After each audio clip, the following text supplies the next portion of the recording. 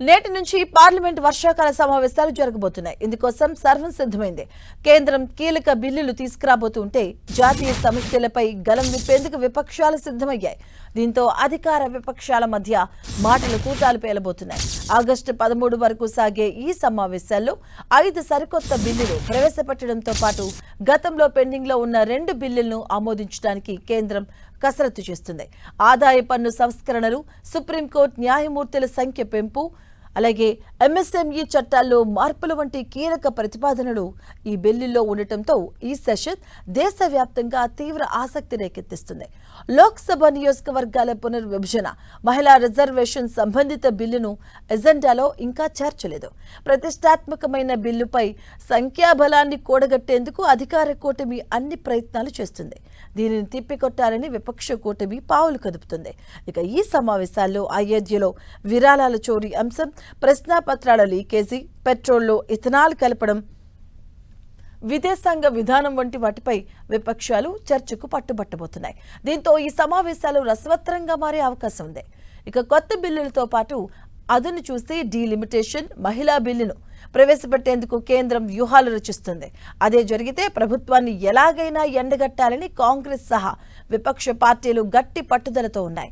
ఇక అటు ఉద్ధవ్ ఠాక్రే వర్గానికి చెందిన పలువురు ఎంపీలు షిండే వర్గంలో విలీనం కావడం, తృణమూల్ కాంగ్రెస్ కు చెందిన 20 మంది ఎంపీలు దీదీకి హ్యాండ్ ఇచ్చి ఊరు పేరు లేని పార్టీలో కలవడం లాంటి పరిణామాలు ఈ సమావేశాలను మరింత ఆసక్తికరంగా మార్చడం ఖాయంగా కనిపిస్తున్నాయి. ఇక అటు అసెంబ్లీ ఎన్నికల్లో ఓటమి తర్వాత స్టాలిన్ నాయకత్వంలోని డిఎంకే ఎంపీలు తొలిసారి లోక్సభకు రాబోతున్నారు. తమిళనాడు రాజకీయ పరిణామాలతో కాంగ్రెస్తో డిఎంకేకు దూరం పెరిగింది.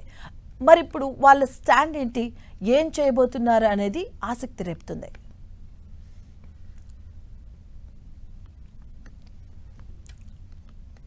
మరోవైపు పార్లమెంటు సమావేశాల వేళ ఢిల్లీ పోలీసులు అలర్ట్ అయ్యారు. కాక్రోచ్ జనతా పార్టీ చలో పార్లమెంటు పిలుపు నేపథ్యంలో పటిష్ట భద్రత ఏర్పాటు చేశారు. సెంట్రల్ ఢిల్లీ ప్రాంతంలో అదనపు పోలీసు బలగాలు మోహరించారు. కీలక ప్రాంతాల్లో బారిగేడ్లను ఏర్పాటు చేయడంతో పాటు వాహనాల తనిఖీలను విస్తృతం చేశారు. ఇటు చలో పార్లమెంటు ర్యాలీకి కాక్రోచ్ జనతా పార్టీ ఎలాంటి అనుమతి తీసుకోలేదంటున్నారు ఢిల్లీ పోలీసులు. హై సెక్యూరిటీ జోన్ వైపు ర్యాలీని అనుమతించబోమని స్పష్టం చేశారు. కాక్రోచ్ జనతా పార్టీ పార్లమెంటు మార్చుకు ఎలాంటి అనుమతి కోరలేదని అధికారులు ప్రకటన విడుదల చేశారు. ఇక ఇదే సమయంలో న్యూఢిల్లీలో బిఎన్ఎస్ఎస్ సెక్షన్ 163 అమల్లోకి తీసుకొచ్చారు.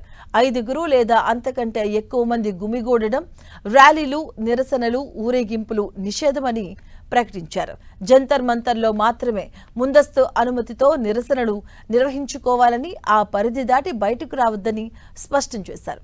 ఇక నిషేధాజ్ఞలు ఉల్లంఘించిన వారిపై బిఎన్ఎస్ఎస్ 223తో పాటుగా ఇతర చట్టాల ప్రకారం చర్యలు తీసుకుంటామని హెచ్చరించారు అధికారులు.